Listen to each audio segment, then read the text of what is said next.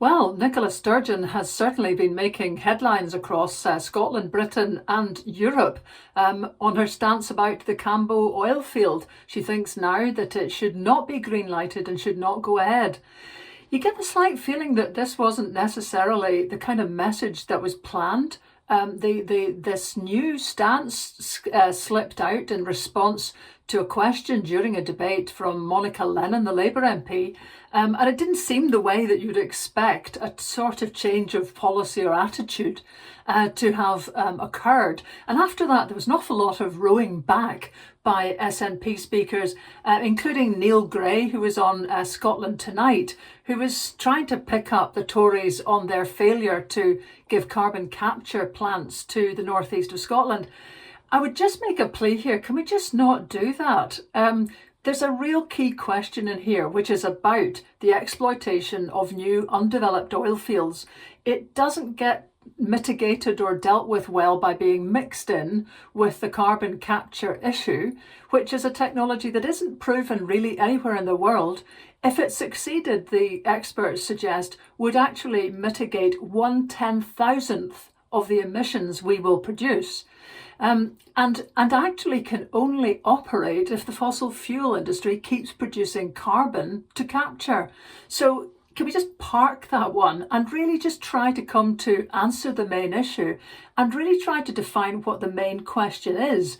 Because what puzzles me is that the SNP don't make clear that there's a much larger issue at the back of all of this, which is how the heck can a Scottish government that's largely responsible for the economy and well-being of its inhabitants, how can that Scottish government try to plan for a fair transition away from fossil fuels in the northeast of Scotland in particular that's been dependent on them, when all the key decisions will be taken by Westminster because all the levers lie there? And particularly a Westminster that doesn't talk to anyone, that waxes hot and cold continuously on all its energy policy, and therefore doesn't have necessarily in place the new technologies to which workers could shift, must shift, as we make that transition away from oil, which would allow Cambo to stay in the ground without devastating our economy.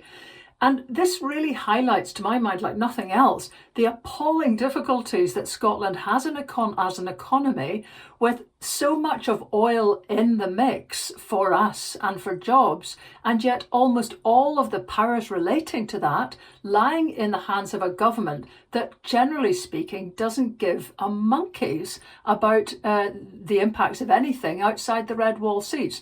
And given what it's doing, chucking away all its promises on rail to the north of England, not even that very much. So that's the real issue. And although Cambo is one whopping great issue in the middle of this, and it really is, it's got 800 million barrels estimated, and that's enough for around 25 years of production. So this is not a small thing, just the decision on that one oil field.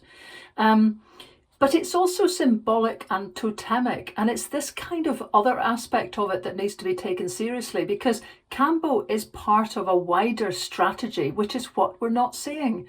You'd need to see advances on hydrogen, on tidal energy, on wave energy, on all those energies and systems that would mitigate our utter dependence on oil and gas for heating in Scotland. And you'd need to see that happening very quickly. That really is a mix of two governments that need to step up. Of course, people would look at what Nicola has been saying up to now, namely that Cambo has to pass a test, a climate assessment test, and just think that is, to coin a phrase, so much blah, blah, blah.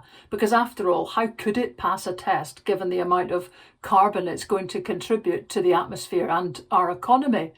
And actually, Nicola has become a bit of a past mistress at this kind of eco-fence sitting, because after all, in COP26, she talked about Scotland potentially joining the Beyond Oil and Gas Alliance, which is really the go-getters pushed by Denmark and Costa Rica. So we might possibly join as a friend in future, not even an actual member, a friend who's basically just kind of living off the heat of what other countries have had the courage to do. And I know some people will say, hey, a lot of these countries don't have as much vestige in oil as Scotland does, but Denmark certainly has got a presence in the North Sea and is getting rid of it. So there is that question, and I suppose some people might think that makes Nicola on Cambo on kind of wobbly ground already, because she's not been clear enough about the need to just stop.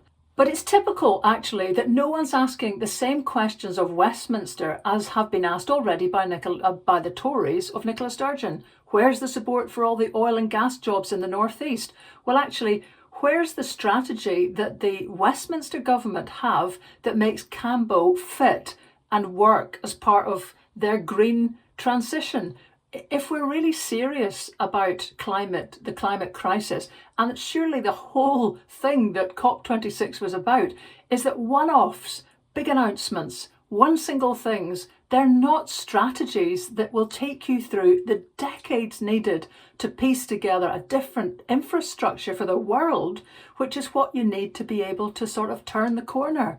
So it does seem like it is kind of sauce for the goose, not the gander, as usual, with Scotland's First Minister getting the pelters that nobody's directing at Boris, or let's face it, Boris is kind of busy getting pelters on just about every other front. There is one final thing to say, however. There is a kind of planning issue that could potentially come to fore.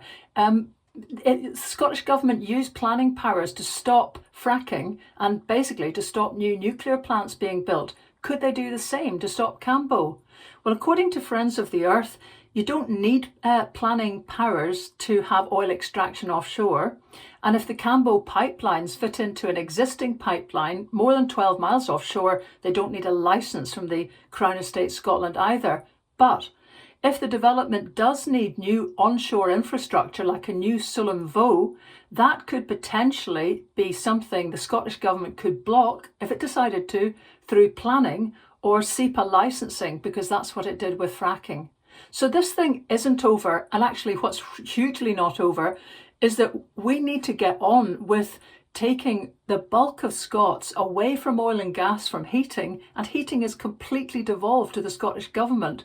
That's a massive task, but it's one that we should be getting on with now, and waiting to see whether or not Cambo offers up, by the way that it hits landfall, some opportunity for that positive statement about Cambo and its unacceptability in the new post-COP26 world, for that positive statement to turn into really tough action.